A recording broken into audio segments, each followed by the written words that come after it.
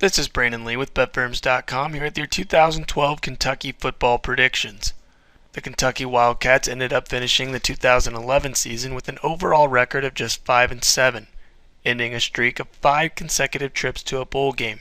The Wildcats went 2-6 in SEC play, but were able to avoid a last-place finish in the East with an upset over Tennessee in the regular season finale. Even though the Wildcats had 16 starters back last year, it really wasn't a huge surprise to see them struggle, as they had to replace their starting quarterback, running back, and top 2 receivers.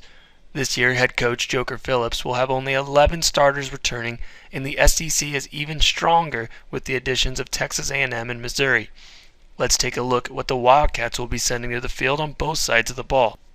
To give you a better idea of just how much the Wildcats lost on offense prior to the start of last season, Kentucky went from averaging 31.2 points per game in 2010 to only 15.8 in 2011. The biggest problem they had was finding someone to replace starting quarterback Brian Hartline. Morgan Newton opened the season as the starter, but was eventually replaced by Maxwell Smith.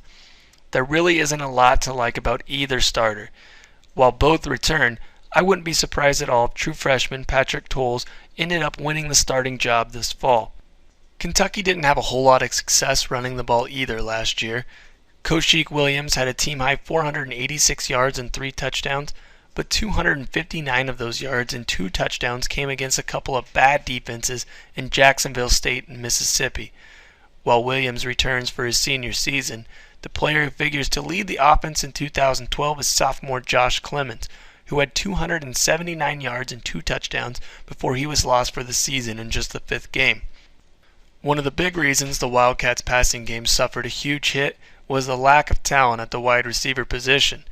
Phillips criticized his receivers for their inability to catch the ball, something that has to improve in 2012. Kentucky returns leading wideout LaRod King, but he is the only player back who had over 100 yards receiving the entire season. However, it's not going to be hard for this unit to top last year's awful numbers. Normally, when an offensive line loses 3 starters from the previous season, you expect to see the unit struggle the following year.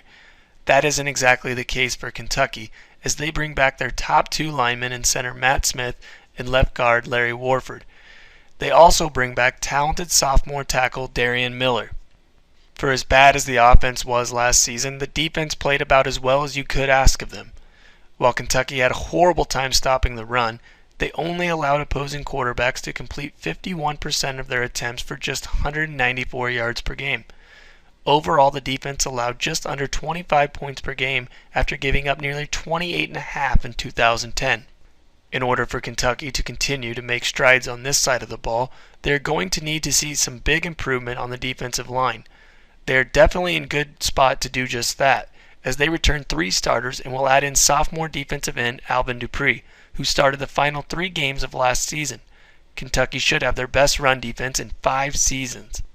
The big concern for the Wildcats defense is all the talent they have to replace at linebacker. They lose 2 NFL draft picks in Danny Trevathan and Winston Guy, plus starter Ronnie Snead and leading backup Ridge Wilson. The only player back who contributed last year is middle linebacker Avery Williamson.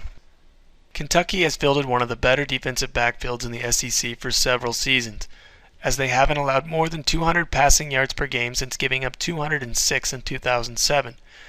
That streak could come to an end in 2012, as the Wildcats have to replace both starting corners.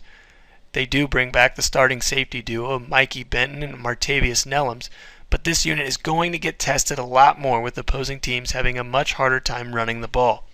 Now for my SEC prediction. I have Kentucky finishing last in the SEC East. The Wildcats are in for a long season in 2012.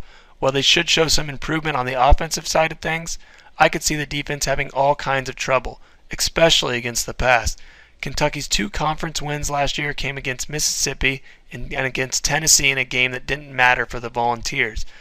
This year they don't get to play Mississippi, and their 2 easiest games come at home against Vanderbilt and Mississippi State. I wouldn't be surprised at all if the Wildcats only won 4 games all season.